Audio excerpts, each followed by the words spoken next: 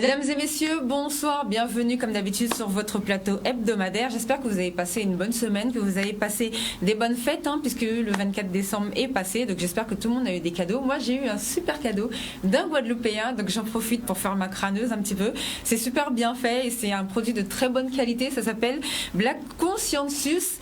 Donc franchement, je vous invite à découvrir cette marque, en plus on vous a déjà parlé d'eux. Alors comme d'habitude, en général, je vous dis chose promise, chose due. Normalement aujourd'hui nous devions avoir une émission spéciale droit de réponse, puisque c'est ce qui avait été demandé suite à notre émission du 16 décembre avec la Chambre des métiers.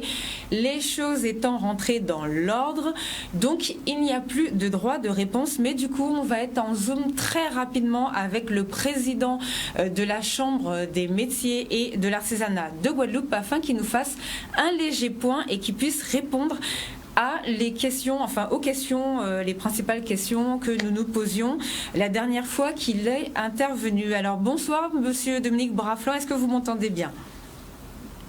Pour l'instant, oui, bonsoir, je vous entends bien pour l'instant, oui. D'accord, alors ça va depuis la dernière fois, tout se passe bien? Ben, jusqu'à maintenant, les choses se passent bien, disons que nous avons eu la fin du mouvement social qu'il y avait au sein de la Chambre. Et là, pour l'instant, nous avons repris nos activités et ça se passe bien pour l'instant, oui. Bon, très bien, en tout cas, merci de votre intervention. J'ai 3 questions pour vous. Alors, la première question très importante, je vous en ai déjà parlé, plusieurs fois on vous a relancé. Donc, est-ce que vous avez une information sur le fameux joug à tradition qui a été annulé par décision du préfet, qui estimait que les conditions sanitaires n'étaient pas favorables? Or, comme vous le savez, selon les derniers propos du préfet, visiblement, les conditions sanitaires sont favorables au tourisme, puisque nous avons énormément d'arrivées en Guadeloupe. Par contre, Joug à tradition, c'est un événement très important pour nos artisans qui font environ 60% de leur chiffre d'affaires annuel. Donc, est-ce que vous savez s'il va y avoir des dispositions de prise pour que les artisans puissent travailler? Donc, soit reporter l'événement, soit étaler sur tout le département. Ou est-ce que vous savez si quelque chose va être fait pour que ce chiffre d'affaires-là soit récupéré, s'il vous plaît? Donc, je n'ai pas tout entendu de votre question parce que tout à l'heure ça passait très mal, mais je crois comprendre, si vous le permettez, que votre question porte sur la manifestation Joug à tradition. Oui. D'accord? Et ce que vous souhaitez savoir, c'est est-ce que, compte tenu du fait que cette manifestation ait été reportée, annulée, est-ce qu'il y va y avoir autre chose de prévu pour permettre à nos artisans de refaire surface dans leur activité? Oui. D'accord. Alors, bon, au moment où nous parlons, je n'ai pas d'informations concernant la reprise de cette activité-là. Donc, pour l'instant, et puis il faut dire aussi que Joug à tradition est lié essentiellement aux fêtes de fin d'année. Donc, la reporter, je ne sais pas si on la reportera à un autre moment de l'année qui arrive. Est-ce que cela se fera sur un autre format? Je n'en sais rien pour l'instant. Et les informations que j'ai ce n'est pas, pour l'heure, à la reprise de cette activité. Si dans l'avenir, il y aurait quelque chose qui se ferait, je ne manquerai pas de vous en informer. Par contre, à partir du mois de juin 2021, il y a une manifestation à laquelle nous avons déjà lancé des appels à l'ensemble des artisans. Il s'agit de la manifestation fabriquée en France. Donc, il s'agira en fait de sélectionner un certain nombre d'artisans qui devront exposer leur production au Palais de l'Élysée. Et nous, à notre niveau, au niveau de la Guadeloupe, nous avons prévu de faire, d'étendre cette manifestation-là au niveau local en permettant à un certain nombre d'artisans d'exposer leurs produits au sein d'un certain nombre d'espaces dont nous vous donnerons plus tard de plus amples informations. Mais sachez qu'au moins ça, fabriqué en France, cette manifestation aura bien lieu, je crois, au mois de juin 2021. D'accord, merci pour cette information. Qu'en est-il du fonds de solidarité? Comme vous le savez, la mesure prend fin au 31 décembre. Beaucoup d'artisans n'ont pas encore fini de toucher et n'ont malheureusement pas les moyens là, de s'en sortir. Est-ce qu'il y a quelque chose de prévu comme dispositif ou pas? Alors, pour l'instant, on n'a rien de particulier. La seule chose que je peux vous assurer, c'est que depuis la reprise de nos activités au sein de la Chambre, nous mettons les bouchées doubles pour permettre, en tout cas pour accompagner les artisans, de manière à ce qu'un maximum parmi ces derniers puissent profiter de ces mesures-là. Donc, il est possible que dans le plan de relance que le gouvernement est en train de mettre en place, qu'il y ait d'autres mesures. Et cela, nous ne manquons pas non plus de l'étendre, en tout cas de le faire savoir et d'accompagner nos artisans. Il est certain que cette période est particulière et avec toutes les incertitudes que nous avons, il est difficile de faire des projections. D'accord, donc merci. Est-ce que vous savez ce qu'il en est pour les prêts? Comme vous le savez, c'est très galère pour les artisans guadeloupéens d'obtenir des prêts. Les banques ne jouent pas le jeu. Est-ce que vous avez, depuis, eu la possibilité de mettre la pression sur nos organismes financiers? Ouh là là, vous utilisez un vocabulaire bien guerrier, la pression. Non, déjà, ce n'est pas nous n'avons pas les moyens de cette pression, entre guillemets, dont vous parlez. Ce que nous avons, en tout cas, comme élément et qui nous permet d'avoir un certain nombre de réussites au niveau des entreprises qui font la demande de différents prêts, c'est l'accompagnement. L'accompagnement consiste à justement les aider à monter des dossiers, à faire en sorte que la banque regarde leur projet avec un autre œil que s'ils avaient personne. Et le fait d'avoir un partenaire tel que la Chambre des métiers, cela donne plus de crédit à leur demande de financement. D'accord, merci pour ces informations. Du coup, on va se programmer quelque chose plus fin janvier, le temps que vous puissiez rebondir et recommencer à travailler sur tous ces dossiers. Merci beaucoup de votre intervention. Je vous remercie beaucoup. Au revoir. Et passez de bonnes fêtes. Merci. Allez, au revoir. Aussi. Alors voilà, donc ça, ce sont les principales questions que vous posiez. Donc on a réussi à obtenir simplement ces éléments de réponse. On espère pouvoir avoir plus de renseignements à vous donner fin janvier, en espérant que tout se passe bien. Cette semaine, nous avons notre proms qui est sur le plateau avec nous. Donc nous allons vous le présenter. Vous allez voir tout de suite, ça va s'afficher. Il s'appelle TND. Donc nous avons choisi de le mettre en proms. Donc c'est un jeune Guadeloupéen qui fait des bandes dessinées. Il a fait un univers, il a créé tout un univers, il va vous en parler, qui s'appelle La Planète Taku, et il est aussi le fondateur de Nédar, et il est avec nous sur le plateau, il est de passage en Guadeloupe, donc on a profité pour vous le présenter, sachant qu'on vous a déjà parlé de lui il y a 15 jours, justement le jour en plus où on avait reçu la Chambre des métiers.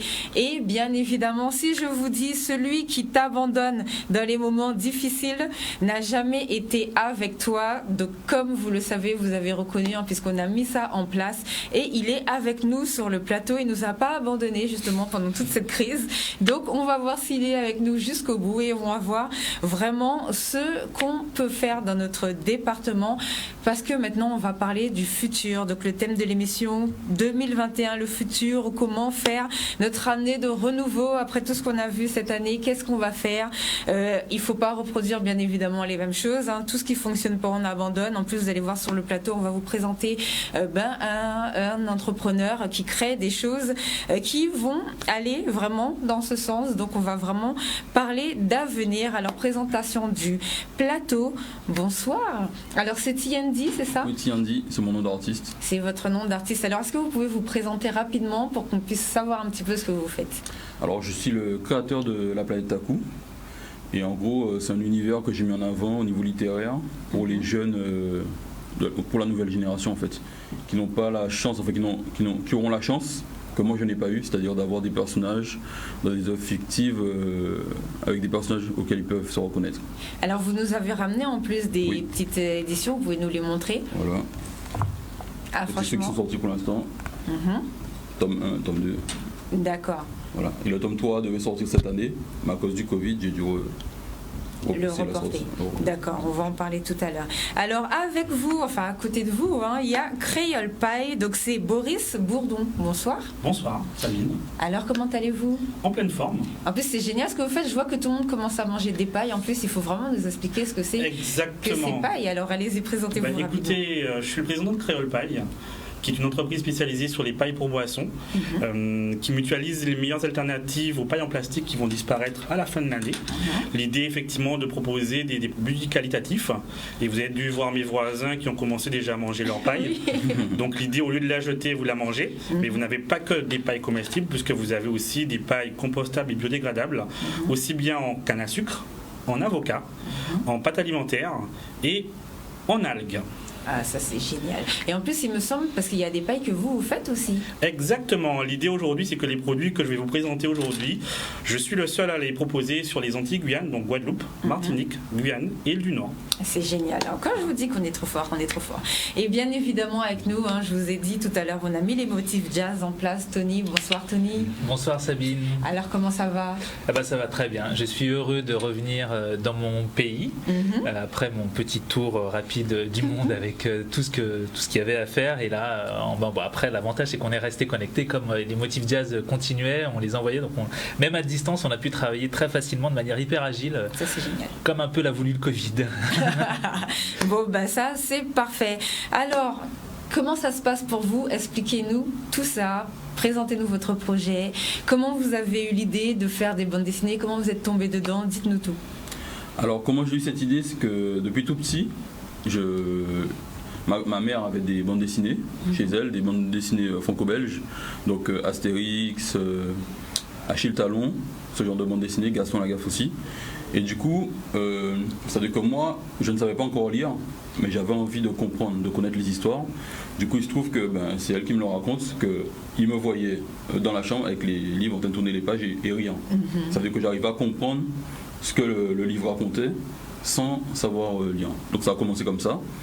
Et par la suite, j'ai lu des comics, j'ai appris à lire, et surtout les mangas. Ce qui m'a marqué, c'est les mangas, mais avec le Club Dorothée. Donc je fais partie de la génération Club Dorothée, les trentenaires qui regardaient Dragon Ball, Senseiya, voilà.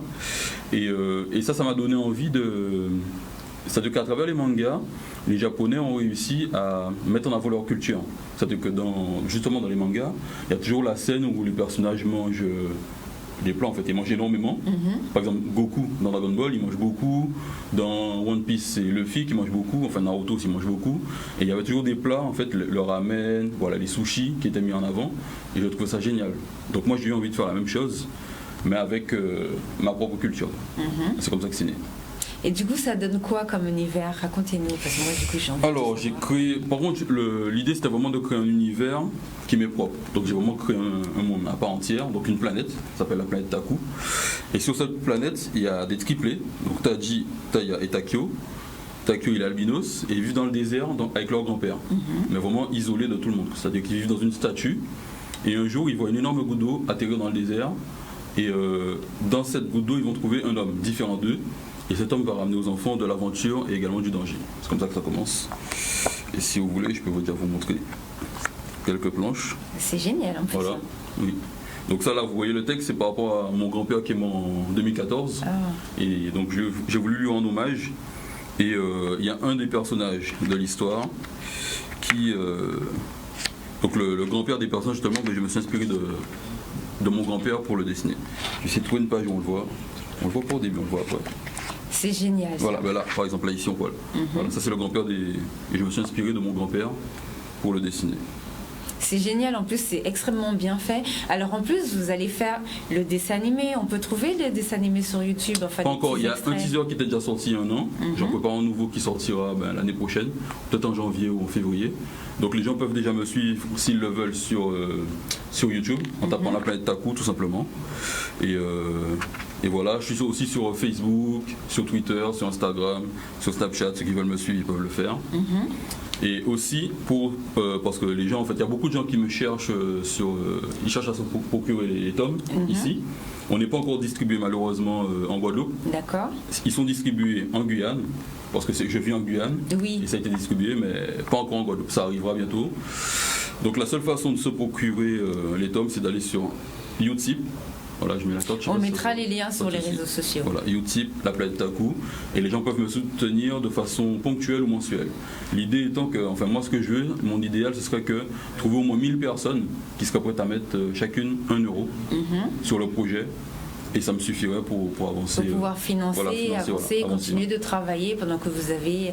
Ah ben ça c'est génial. En plus on a reçu un monsieur qui s'occupe justement d'aider les gens à financer leurs projets, puisqu'il y a une femme qui est passée il n'y a pas très longtemps, qui a créé des produits avec des algues. Donc je vais vous mettre en contact avec lui pour voir si c'est possible de mettre ce genre de choses en place. Alors par contre moi ma grosse question, au niveau de la région, donc pour tout ce qui est subvention pour la culture et tout, vous n'avez pas du tout été aidé au départ? Non, on va dire que à l'époque, j'avais pas prévu de faire des formats comme ça. Moi, c'était vraiment un court-métrage, parce que moi, je suis réalisateur de films d'animation. D'accord. Donc, j'avais écrit un court-métrage, j'avais écrit un scénario, Tadji, l'enfant du désert. Et naïvement, je pensais que, parce que depuis tout petit, j'entends autour de moi, j'ai toujours entendu les afro-descendants se plaindre du manque de diversité dans la littérature et l'audiovisuel français. Donc je me suis dit, bon, moi je sais dessiner, je sais écrire, je vais représenter quelque chose qui a... En plus on en a besoin, on a plein de personnages. Donc à l'époque, donc c'est depuis 2010-2014. Et en arrivant, je me suis dit, bon, je dessine bien, je présente quelque chose, les gens vont suivre, vont financer. Donc j'ai été à plein d'after-work, j'ai rencontré plein de gens connus quand même. Et tout le monde adorait. Mais il n'y a personne qui soutenait, quoi. Donc, oui, ça, on connaît déjà. Voilà. Donc ils disaient, oui, c'est cool, vas-y, continue. Mais derrière, ça ne suivait pas. Donc au bout d'un moment, j'en ai eu assez. Donc je me suis dit, bon, comment faire pour me débrouiller moi-même? Donc j'ai sorti un roman qui est sorti en 2017. Et j'étais allé au Salon du Livre justement avec les éditions Jazor. C'est grâce à eux que j'avais pu participer au Salon du Livre. Par la suite, les ventes de mon roman m'ont permis de sortir le premier tome en 2018. Et après, la machine était mise en route et j'ai pu sortir le deuxième tome en 2019. D'accord. Et ainsi de suite. Un tome par an, jusqu'à pouvoir enfin faire ce que je voulais à la base, l'animation. L'animation. Voilà. D'accord. Donc si on veut retrouver le film d'animation, c'est sur quelle page, enfin sur quelle chaîne? Sur La Planète Taku. D'accord. Sur YouTube. Il faut juste aller sur YouTube, taper La Planète Taku. Taku, c'est T-A-K-2-O. D'accord. Ils trouveront tout de suite. Il y a plusieurs teasers. Il y a une voix qui va bientôt. Et du coup, Nerdart, c'est quoi? Nerdart, c'est le nom que j'ai choisi parce que tout ce que je fais sur La Planète Taku, c'est par ordinateur. C'est-à-dire que je dessine avec une tablette graphique. Et Nerdart, c'est nerd en fait. C'est le mot nerd qui fait référence au geek. Voilà. Et art, A-R, c'est art. D'accord. Donc c'est l'art du nerd en fait. Tout simplement. Voilà. C'est sympa ça. Donc vous avez créé votre propre concept et ça franchement c'est vraiment de bonnes choses. Vous avez vu quand je vous dis que nos jeunes font énormément de choses. Tout à l'heure on va ouvrir la ligne pour si les gens veulent avoir des infos. Je peux rajouter un dernier truc que je voulais préciser. C'est-à-dire que je me suis inspiré des mangas pour le faire. Mais il faut savoir que en fait, celui qui a donné ses lettres de noblesse au manga, c'est Osamu Tezuka. Il est considéré comme le Walt Disney japonais. Sauf que lui, pour créer les mangas, il s'est inspiré des comics et des bandes dessinées et des animations de Walt Disney. Sauf qu'il n'a pas appelé, il aurait pu dire comics japonais ou BD japonaise. Il l'a pas fait, il a appelé son œuvre, il a appelé ça manga. Voilà. Et par la suite, ça a été repris, le terme est resté. Et du coup, il y a un afro-descendant aussi qui s'appelle J.O.T. Bion. Et lui, il m'a parlé du terme Kemti. Voilà, Kemti, c'est K-E-M-T-Y. Et moi, j'ai repris le terme, donc pour moi, La Planète Taku fait partie des Kemti. Et Kemti, ça signifie image noire. Ah ben voilà. Donc à partir de maintenant, on ne peut plus utiliser ni bande dessinée ni manga. Il faut qu'on enregistre ce terme, est très important. Il faut qu'on le démocratise, ça aussi. C'est génial ce genre de truc. Mais j'espère que toi aussi tu vas en parler. Alors, à côté de vous, donc Creole Pie. Alors qu'est-ce que c'est que ça? Des pailles qu'on peut manger, des pailles qu'on peut, je sais plus quoi dire. J'allais dire qu'on peut boire. Alors comment ça fonctionne? Exactement. Alors Creole Pie est le spécialiste des pailles pour boissons aux Antilles Guyane. L'idée, c'est que vous avez une législation qui supprime les pailles en plastique à la fin de l'année, donc au 1er janvier 2021. Vous avez une loi qui s'appelle la loi Egalim, qui supprime tout ce qui est plastique à usage unique. Il est dit aujourd'hui que Creole Pie répond à cette problématique des professionnels qui n'auront plus les pailles en plastique à la fin de l'année. Donc des alternatives, vous en avez plein, vous les connaissez. Vous avez du réutilisable qui sont généralement du bambou, de l'inox. Vous avez aussi des pailles en carton qui sont les plus utilisées actuellement dans les restaurants préférés. Aujourd'hui, l'idée était de mutualiser les meilleures alternatives sur les 3 départements, donc Guadeloupe, Martinique, Guyane, avec des produits de qualité. Donc aujourd'hui, je communique surtout sur 4 références qui font la renommée de Créole Paille. C'est un projet qui est né sur la Guyane au début. Voilà. Donc il y a forcément une histoire derrière un projet, un petit peu comme mon camarade de plateau. J'ai suivi il y a 2 ans ma femme qui a une opportunité professionnelle sur la Guyane. J'ai une expérience bancaire. C'est là que je vous ai vu, puisque c'est avec vous que j'ai commencé les paniers, parce que moi j'ai pas attendu le Covid-19 pour avoir mes paniers de fruits et légumes en Guadeloupe. Exactement. Donc je suis la première, enfin la meilleure cliente de monsieur à l'époque où il faisait des paniers de fruits et légumes. Ah oui, il y a une belle histoire. Si vous voulez, effectivement, j'ai une expérience bancaire de 15 ans dans un établissement de la place, et en parallèle effectivement de cette activité bancaire, j'avais créé initialement en 2017 des paniers de fruits et de légumes. Voilà. Donc on était effectivement sur un concept un petit peu précurseur à l'époque, suivant l'opportunité qui était donnée à ma femme d'aller sur la Guyane. J'ai vendu l'entreprise et j'ai décidé effectivement d'en faire un projet familial. Donc j'ai eu des idées aussi farfelues les unes que les autres. Ah, c'est génial. Quand on est dans une dynamique de vouloir créer quelque chose, donc l'idée s'est arrêtée par rapport à cette législation avec cette fibre éco-responsable. Donc je me suis dit qu'il y avait surtout quelque chose à travailler, mais je voulais que cette entreprise soit le prolongement de mon histoire. Je suis natif de l'île aux Belles Eaux, mais j'ai de la famille effectivement à l'île aux Fleurs, et j'ai aussi de la famille sur la Guyane. Donc l'idée c'est que je voulais créer surtout un modèle économique qui me permette de pouvoir mutualiser les meilleures alternatives sur les 3 départements qui me sont chers. Donc aujourd'hui j'ai surtout commencé à la communication sur une paille qui se mangeait. Donc au lieu de la jeter, autant la manger. Donc j'ai mon voisin de plateau qui a déjà commencé à manger la paille. À mon avis, il a trouvé à son goût. Parfait. En fait, l'idée c'est que c'est du sucre de glace, c'est un bonbon qui est aromatisé. Donc on est sur des produits qui sont sans gluten, sans allergènes. C'est vraiment une touche gourmande qui va donner une valeur ajoutée au côté créatif des barman et des barmaids. À côté de ceci, donc vous avez plusieurs parfums, donc frais, citron vert, gingembre. On est vraiment sur une touche gourmande. Vous avez une paille qui fait le succès aujourd'hui des Créole Paille, qui est la canne à paille. Donc c'est un nom protégé et déposé, bien évidemment. L'idée c'est qu'on est effectivement sur une paille en fibre naturelle de canne à sucre. On a une histoire culturellement avec la canne à sucre sur les 3 départements. Et vous avez bien compris que le nom créole n'était pas anonyme. Donc Créole Paille sur les 3 départements. On est vraiment sur une paille qui ne va pas altérer le goût de la boisson. Donc l'idée c'est de pouvoir avoir un prolongement du côté créatif du barman qui met en avant ce cocktail, ce jus de fruits, sans altérer le goût de la boisson. Donc on n'est plus sur une vulgaire paille, mais on est effectivement sur un élément qui compose aujourd'hui le monde de la restauration. Donc vous avez plusieurs diamètres sur lesquels je travaille aujourd'hui, parce qu'on est vraiment sur du sur-mesure par rapport à la demande des professionnels. Vous avez un format standard qui est de 6 mm, mais si vous voulez effectivement une alternative avec du 8 mm, et pour les boissons plus épaisses, vous avez du 12 mm. Donc on est vraiment sur un produit qualitatif, on est sur de la bagarre. Vous avez un produit sur lequel j'ai commencé à le commercialiser depuis l'année dernière, qui est une paille en noyau d'avocat. C'est génial ça. L'idée, on récupère le noyau, on en fait une paille. Volonté aussi des professionnels de vouloir une petite paille de 13 cm qui permettait de boire des boissons short. Exactement. L'idée c'était ça.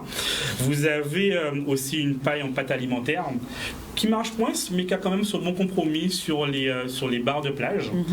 Et la petite dernière, vous avez dû voir effectivement la problématique des pailles aujourd'hui compostables et biodégradables. Elles sont toutes en format paille droite.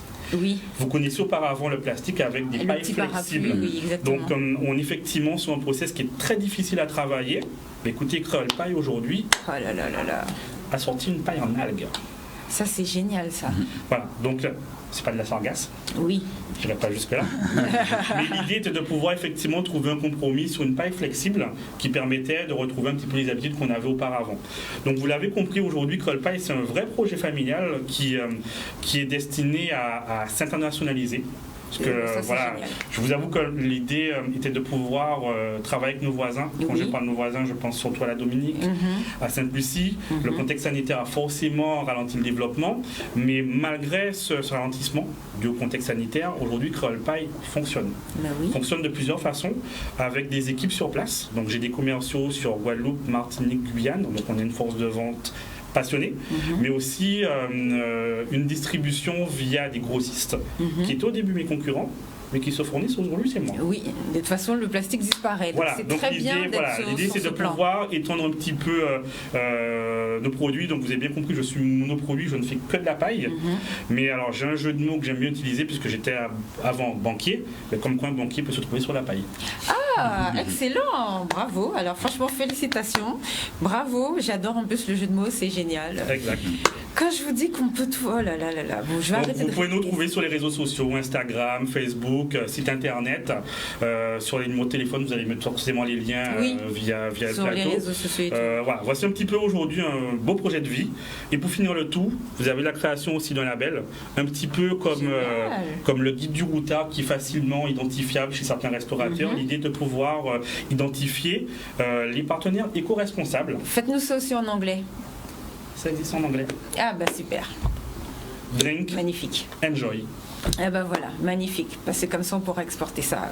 En plus, on a des équipes qui arrivent là, qui vont exporter ça. Ça va être génial. Ça va être génial. Avec plaisir. Je suis déjà contente. 2021, on est déjà dedans. On est déjà dans le futur. Ça va, Tony? Ça va très bien. Et toi, Sabine? Ouais, alors moi, il y a quelque chose qui me fait très très rire quand j'arrive sur Instagram. C'est des petites vidéos comme celle-ci.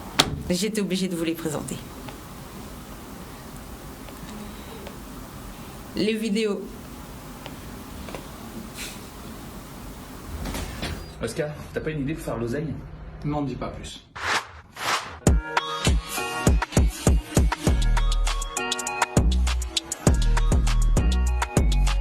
T'es prêt ou quoi?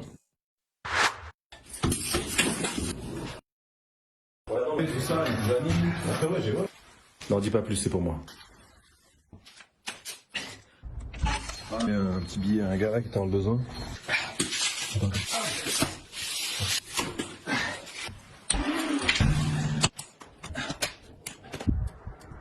Ok, non, ouais.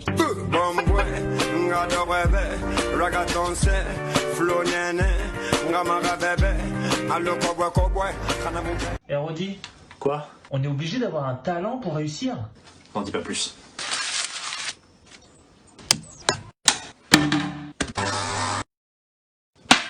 Évidemment. Ah ouais, quand même. Et toi, Tony, c'est quoi ton talent? Ouais, pas mal, pas mal. Bah Rodi, t'es où? Non mais Rodi, tu bosses? Ah, mais t'es sérieux, t'y croyais vraiment? Bah non, bosse, tocard. Oscar, t'as pas une idée pour faire l'oseille? N'en dis pas plus.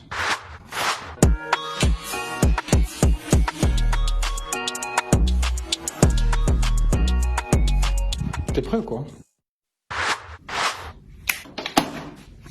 Et là, ta solution, mec. Non, mais t'as cru que c'était la fête ou quoi? Donc il faut aller travailler pour faire de l'argent. Mais c'est quoi cette histoire? Exactement. Bah, en fait, l'idée, tu vois, l'idée de ces petites séries que j'ai appelées N'en dis pas plus, c'était très simple. Je fais beaucoup de lives sur Instagram, beaucoup de lives sur YouTube ou sur TikTok pour donner évidemment des conseils gratuits dans l'entrepreneuriat ou dans l'investissement à tout type de public. Que ce soit ceux qui veulent se lancer, comme ce soit ceux qui sont déjà bien confirmés, qui sont pour le coup beaucoup plus loin. Et l'idée de cette petite série N'en dis pas plus, qui sont des séries qui sortent complètement de mon format extrêmement sérieux des réseaux sociaux, c'était de faire un truc un peu comique. L'idée était de faire passer des petits messages sympas et surtout toucher un public qui est beaucoup plus jeune. Là, aujourd'hui, sur TikTok, par exemple, je vais arriver, je pense, à 100 000 abonnés dans très peu de, Ouais, j'ai dans vu très peu de temps. des millions de vues sur certaines vidéos. Il y a des vidéos où on a atteint justement 3 millions de vues, d'autres 2 millions de vues en moins d'une semaine. Donc pour le coup, on a un accueil du public jeune qui est hyper intéressant. Et donc l'idée, c'était de leur envoyer des petits messages très sympas via le biais un peu comique pour leur dire voilà, l'idée c'est de bosser, l'idée c'est de faire certaines choses. Sur la vidéo où on me revoit sortir avec la voiture, c'est de dire il faut pas se fier aux apparences, Oui, c'est pas parce que quelqu'un le tombe gars, qu'il il est demande de tombé, l'argent, ouais, c'est juste qu'il fallait l'aider à se relever. Donc il y a tout un tas de petits symboles un peu cachés dans ces vidéos. Et l'accueil pour le coup de cette série N'en dis pas plus, c'est parfait, donc c'est super. Ah ouais, mais moi j'adore la tête du gars quand la voiture sort avec la chanson et tout. Non, c'est vraiment, vraiment bien fait. Alors qu'est-ce que c'est ce groupe d'investisseurs que tu as construit? Tu nous en avais déjà parlé. Maintenant, comment ça a évolué cette histoire? Exact, alors ça a plutôt très bien évolué. Donc c'est ce que l'on appelle le groupe privé. Donc le groupe privé, ce sont des personnes, donc on a beaucoup de personnes de Guadeloupe. D'ailleurs, on a des personnes au Canada, en France, en Belgique, en Suisse, dans toutes les Antilles, en Guyane aussi énormément. Et donc l'idée c'est très simple, c'est que je vais donner des lives privés à ces personnes, ce sont des lives qui vont durer à peu près 3 heures, où on va parler d'un sujet bien précis. Pour les derniers sujets en date, par exemple, c'est comment investir dans la crypto-monnaie, mais je ne vais pas juste l'expliquer, je vais l'expliquer, montrer des plateformes et montrer en live comment est-ce qu'on fait pour acheter. Ce que les personnes me disent, j'aimerais acheter je sais pas, des bitcoins ou des crypto-monnaies telles que ça, mais on ne sait pas où aller, est-ce que c'est où exactement sur Internet. On a fait un live précédent qui est comment investir en bourse, donc quelques actions, mettre juste 100 €, 150 € ou plus, évidemment en fonction des moyens. Et donc on va montrer en live comment est-ce qu'on le fait. Un précédent sur la SCI, un autre sur l'immobilier, un autre sur la location de voiture. Et en fait, l'idée, c'est de expliquer en live à des personnes qui font partie de ce groupe comment est-ce qu'on fait pour investir et comment est-ce qu'on fait pour avoir un peu plus d'argent. Ça, c'est la première partie. Après, on a une deuxième partie où les personnes viennent sur le groupe privé juste pour pouvoir échanger avec moi de façon à ce que je puisse les accompagner dans leur business ou leur donner des conseils un peu ponctuels. Et d'autres qui sont là pour le coup pour le réseau. Parce qu'étant donné que le groupe privé est étendu sur le globe entier, eh ben, si tu fais partie du groupe privé et que demain tu vas par exemple au Canada, il y a des personnes du groupe privé qui sont là-bas, donc je te mets en relation, puis tu as déjà des copains ou des amis sur place. Génial, ça. Et comme vous avez les mêmes affinités, donc forcément vous vous entendez. Donc c'est aussi faire partie d'une grande maison, d'un gros réseau. Demain tu as besoin de, je dis n'importe quoi, mais un avocat, un notaire, un comptable, n'importe quelle profession, on a des cardiologues, on a des orthodontistes partout. Eh ben, demain si tu vas là-bas, tu as un cardiologue par exemple qui est pas très loin d'ici, et si tu as un problème, parce que vous faites partie du groupe privé, je demande à chacun, aidez-vous comme si vous étiez frère ou sœur. Voilà. Bien, ça.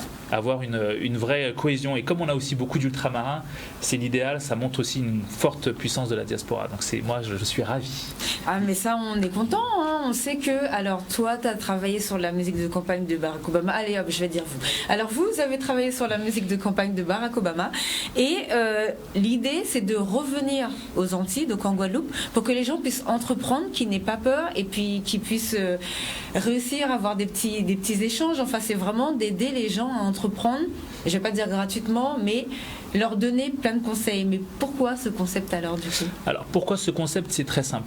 À l'époque où je travaillais, que ce soit pour le président Obama ou à une autre époque, quand j'ai travaillé pour le Premier ministre et maire de Bordeaux, Alain Juppé, je me suis rendu compte que ce qui faisait la puissance des groupes que l'on va voir quand on est en campagne, c'est, pour certains, ça va être leur diaspora, pour d'autres, ça va être des associations. Et donc, je me suis dit, la force du groupe est quand même hyper intéressante. Et quand la force de ce groupe-là a, en plus de ça, un intérêt financier, on peut utiliser tout un tas de leviers, des leviers bancaires ou d'autres leviers. Et donc là, je me suis dit, je me rends compte par mes voyages que je rencontre des personnes, des ultramarins sur le globe entier qui ont fait des choses extraordinaires, et je me dis mais si jamais je mettais tous ces gens-là en lien, si en plus de les mettre en lien on en prenait certains qui n'avaient peut-être pas les connaissances parce qu'ils n'ont pas fait de grandes études, j'ai moi-même pas fait de grandes études, ou qui n'ont pas fait des écoles extrêmement prestigieuses où on apprend et où on met en réseau, si on créait soi-même ce propre réseau et si on créait soi-même cette puissance-là, est-ce qu'on serait pas plus fort? Et en fait l'idée elle est née de là, et aujourd'hui elle existe. Ah ça franchement c'est une superbe idée. Quand j'arrête pas de vous dire on est trop bon Guadeloupe. Alors on va ouvrir la ligne, donc si vous voulez passer vos appels, vous pouvez nous appeler au 96 10 10 pour avoir des renseignements sur les bandes dessinées ou sur les pailles. Donc 2021, en plus avec vos projets, c'est forcément des projets d'avenir, ça c'est pour les enfants qui arrivent, donc moi je conseille aux gens, tout le temps on est en train de regarder, moi-même il faut que j'en prenne pour mon fils aussi qui aime bien les bandes dessinées, donc moi je conseille aux gens vraiment d'aller découvrir cet univers. Les pailles de toute façon ça finit à la fin de l'année. Vous savez comment ça va se passer dans les autres, parce que ça finit à la fin de l'année seulement en France ou dans toute l'Union européenne par exemple? Dans l'Union européenne, on va parler déjà au niveau national, mais le changement a déjà été amorcé. Beaucoup aujourd'hui de restaurateurs ont cette fibre éco-responsable. Oui. Ils avaient forcément envie de mettre de côté le plastique et les solutions qu'on leur proposait. Et beaucoup ont fait ce choix, déjà de travailler avec nous directement en amont de la législation qui prend effet le 1er janvier. Donc l'entreprise existe depuis avril 2019. Donc il y a quand même un gros travail qui a été fait depuis 1 an et demi sur les 3 départements. Donc aujourd'hui, vous devriez nous voir dans les restaurants préférés et les alentours où il y a de la paille, où il y a de la boisson. D'accord. Est-ce que si j'habite à Paris, comment je fais? Alors si vous habitez à Paris, alors là vous me demandez déjà de commencer à travailler sur l'Europe en sachant que vous voulez surtout travailler avec nos voisins. D'accord. Step by step. D'accord. Aujourd'hui, on a un contexte sanitaire effectivement qui nous oblige à nous adapter. D'accord. J'ai un fil conducteur qui est d'abord travailler avec nos voisins. Avec la Caraïbe. Forcément, parce qu'aujourd'hui, l'avantage qu'on a en Guadeloupe, c'est qu'on est entouré d'eau, mais on a effectivement des avantages maritimes à pouvoir travailler avec nos voisins. Donc forcément des coûts réduits, mais aussi une facilité à pouvoir faire des échanges. Exactement. Donc vous avez Dominique, Sainte-Lucie, mais vous avez Barbade à côté, vous avez les îles du Nord en amont. Donc si vous voulez, déjà dans un premier temps, travailler avec la Caraïbe. Et après, on va attaquer l'Europe. C'est génial ça. Alors moi, j'avais une question par rapport aux pailles qui sont faites en avocat. Oui. Est-ce que vous récupérez, par exemple, des noyaux chez des gens, chez des restaurateurs, ou comment ça fonctionne? Alors, c'est une paille que je fais fabriquer au Mexique pour une simple et bonne raison, c'est que vous avez une culture d'avocat qui est aujourd'hui exponentielle. Oui, donc l'idée c'est de pouvoir exactement. L'idée c'est de pouvoir récupérer le noyau. On est vraiment sur de l'économie circulaire au lieu de jeter. Donc parler de 2021, on a forcément aujourd'hui des habitudes qui vont changer. Le contexte sanitaire aidant. L'idée c'est de pouvoir récupérer, de réutiliser et de remettre dans le circuit. Donc on récupère le noyau et on en fait une paille. Franchement, ça, moi je suis. Franchement, très beau boulot. Qu'est-ce que tu penses de tout ça et de ce plateau-là? On en discutait juste avant justement l'émission et je pense que... Alors, il y a deux interventions, l'une pour la BD, l'autre pour les pailles. Je vais commencer par celle pour les pailles. C'est brillantissime d'avoir sorti ces pailles. J'ai d'ailleurs goûté celle qui était à la fraise. Elle est délicieuse. Elle m'a rappelé ce que je lui disais. Elle me rappelle les bonbons que l'on mangeait quand on était enfant. Donc du coup, en termes de Madeleine de Proust, si tu veux, tu as un souvenir qui est extraordinaire. Mais il y a un deuxième avantage à ça, c'est qu'il faut toujours essayer d'investir. Bon, il l'a fait bien avant, donc il avait compris bien avant, mais il est banquier, donc forcément il a une vision un peu qui est aussi aide. Quand tu sors un business et que ce business-là, tu essayes de le prévoir en amont, c'est-à-dire, je m'explique. Aujourd'hui, si tu avais un restaurant ou bien un bar, tu étais très facilement catégorisé dans non essentiel. Tu vois, oui, donc on a le temps de voir. Voilà. Ce qui fait que il va y avoir un petit turnover des bars et tout ça, mais lorsque tu es un fournisseur de la première chose que tout le monde a besoin lorsqu'il ouvre un bar ou un restaurant, c'est-à-dire une paille. Alors pourquoi une paille? Déjà parce que tu as certaines personnes qui ne veulent pas mettre leur bouche sur le verre, ce que je comprends, comme moi. Donc moi je demande toujours une paille. Moi aussi. Et l'autre avantage, c'est que quand tu crées un business comme celui-ci, parce que lorsque tout le monde va se relancer, va recréer, va réouvrir, à ce moment-là, il va falloir rappeler les fournisseurs et tout un tas de choses. Alors là, certains fournisseurs étaient au ralenti, mais lorsqu'on va commencer à ouvrir les vannes, ça sera le bon moment de revenir se positionner sur le marché, puisque le marché a été fermé juste avant. Donc, à mon avis, un business comme celui-ci ne peut qu'exploser parce qu'il arrive pile au bon moment. Le seul truc, c'est avoir les reins assez solides ou avoir une mentalité assez solide pour tenir le temps que ça réouvre, que les vannes ouvrent et qu'on puisse évidemment larguer. Mais je pense que déjà, rien que sur la Caraïbe, il y a du boulot, rien qu'avec nos voisins, il y a du boulot. Et après, la deuxième chose qui était justement sur les BD, on avait fait une émission où on expliquait comment est-ce qu'on pouvait exporter notre culture. Oui, justement. Ou exporter en tout cas nos savoir-faire. C'est la première force de frappe américaine, par exemple. Exactement. Et la meilleure façon de se faire connaître à l'étranger, c'est par sa culture et donc par les BD. Le manga, il a très bien dit, le manga, on connaît le manga parce que le manga c'est asiatique, c'est japonais, quand on connaît les noms, c'est encore plus facile. Donc en fait, on arrive à s'exporter et donc à créer de la richesse de son propre territoire lorsqu'on arrive en premier à exporter sa culture. Donc créer de la culture comme celui-ci, les premières BD, enfin pas les premières, mais en tout cas les BD antillaises, ultramarines, guyanaises ici, c'est parfait. Et ça, je trouve que c'est une richesse énorme. Pas plus tard que ce midi, je déjeunais avec certains entrepreneurs et on essayait de trouver des moyens d'exporter la Guadeloupe encore plus massivement sur le globe. Ah mais ça c'est génial ça. Et on est très rapidement arrivé à la culture et donc on parlait de la culture américaine. Aujourd'hui, manger un chewing-gum, manger un hamburger, on s'en rend pas compte, mais c'est de la culture américaine que l'on mange. Qui s'est exportée, qui aujourd'hui fait partie. Aussi facilement, il faut qu'on puisse faire exporter notre culture, donc que ce soit par le manga, par la musique, par notre cuisine.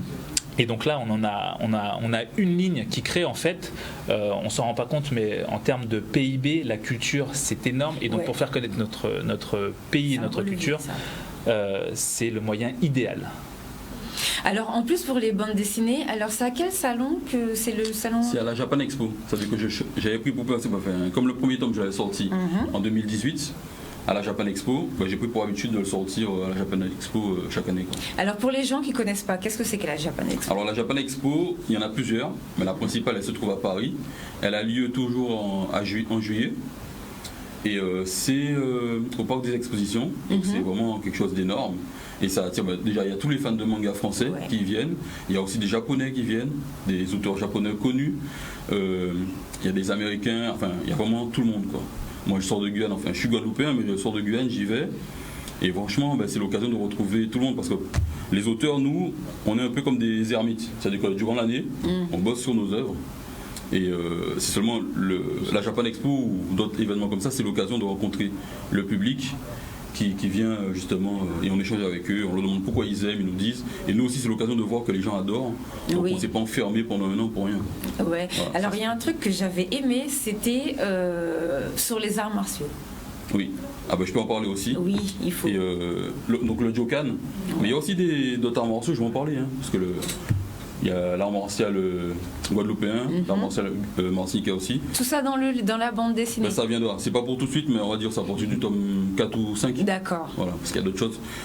C'est vrai en fait il y a pas mal de gens qui ont été frustrés, parce que dans le premier tome, je pose le décor, c'est-à-dire qu'on ne peut pas commencer une bande dessinée et bourriner et puis... tout mettre dedans, comme dans un livre. Voilà, c'est ça. Donc dans le premier tome, j'installe les personnages, j'installe le décor, j'installe l'univers.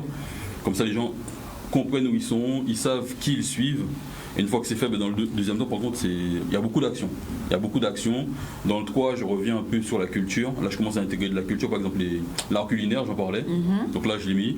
On voit des personnages qui mangent, par exemple, des bokites, des damboués, des choses comme ça. C'est excellent. Voilà. Et c'est chaque chose en son temps quoi. Et à un moment donné ils parleront créole aussi. Voilà, j'intègre petit à petit des choses comme ça. Et mais il faut juste le temps d'arriver de le... Et du coup pour le Jokan, comment ça s'est passé? Alors pour le Jokan, comment ça s'est passé? C'est un ami qui en a parlé à l'époque. Et je me suis dit c'est quoi le Jokan? Je suis allé voir sur YouTube et je découvre. C'est un art amazonien. Donc je décide de contacter le créateur, Yannick Théolade. Il me répond.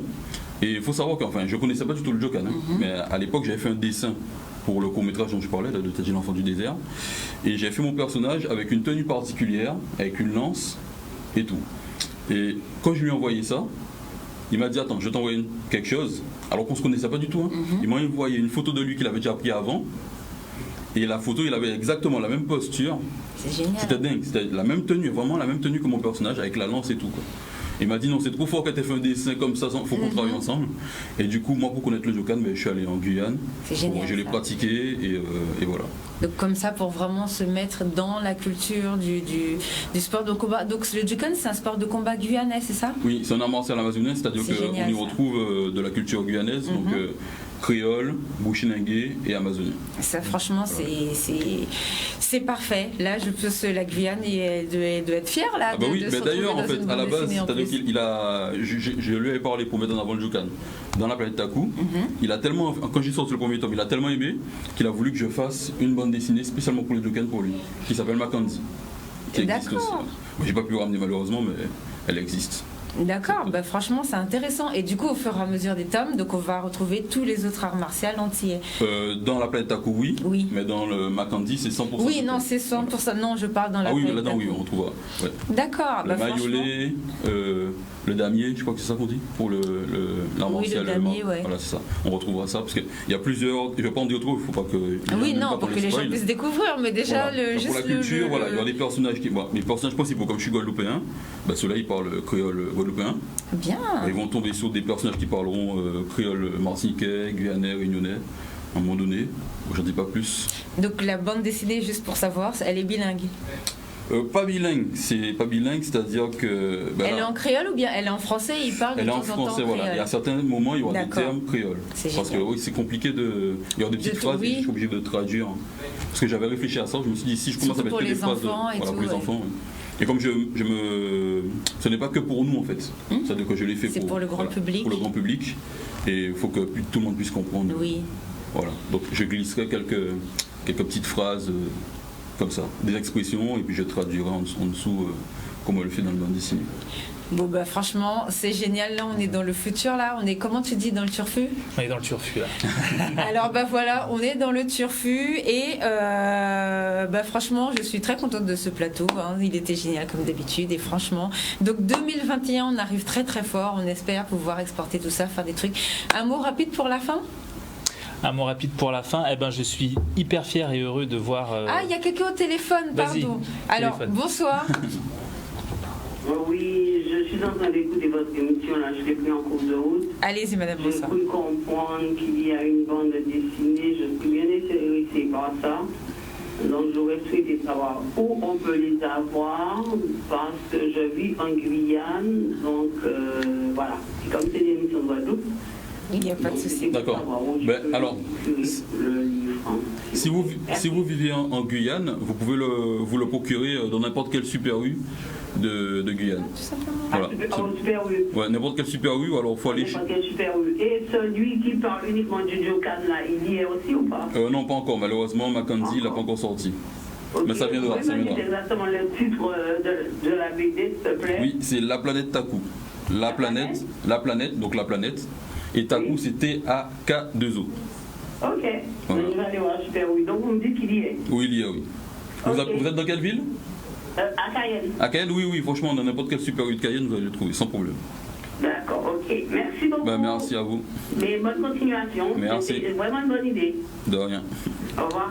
Merci. Bah, au revoir madame, merci beaucoup de votre appel. Non mais franchement ça, j'espère que ça va exploser, que les jeunes, au Tata et Milou, c'est fini. Maintenant c'est la planète Taku, on va changer un petit peu et voir un petit peu des différents sports de combat qu'on peut faire. Ça peut être quelque chose de très très intéressant. Alors est-ce que vous avez un mot pour la fin ? Le mot que je pourrais utiliser pour la fin, c'est qu'en tout cas que je suis toujours fier de revenir dans ton émission Entreprendre, c'est sur Canal 10. Donc mille merci pour l'invitation. Avec plaisir. Et encore plus de voir que j'ai des entrepreneurs qui sont sur la paille, qui était un projet d'investissement que j'avais quand la loi justement est sortie, ce que je lui disais tout à l'heure. Ah, bien. Et j'ai une fibre écologique très forte, même dans les investissements que je fais. Donc je suis très content de voir ça et de voir que j'ai un cher ami compatriote qui aide au PIB de notre propre pays encore plus. Donc merci à vous deux. Merci. Ben voilà, vous avez trouvé votre coach sur le plateau. J'espère que vous avez échangé les numéros et que vous allez garder contact pour qu'il puisse coacher tout ça. Et moi, je vais vous mettre en relation avec le monsieur qui s'occupe. Alors, je crois que c'est Fidel. Bon, bref. Je vais vous donner le contact. Raison Entreprendre aussi. Voilà. Voilà, Raison Entreprendre est un groupement de chefs d'entreprise qui mutualise. Alors, pour l'anecdote, j'ai été lauréat il n'y a pas plus tard qu'un mois de Raison Entreprendre Guyane. Donc tout ça pour résumer, nous avons des talents sur la Guadeloupe, nous avons des talents sur les Antilles. Aujourd'hui, tu as dit une chose judicieuse tout à l'heure, c'est que c'est facile de mettre un pouce, mais c'est bien de soutenir. Voilà, c'est ça, exactement. Donc les talents existent. Aidez-nous, c'est aujourd'hui en changeant nos habitudes de consommation et en étant certes éco-responsables, puisque le contexte aujourd'hui sanitaire nous oblige à consommer différemment, mais aider la communauté, aider effectivement son voisin, je pense que ça peut effectivement permettre d'avoir des émergences. Voilà, on a tout dit.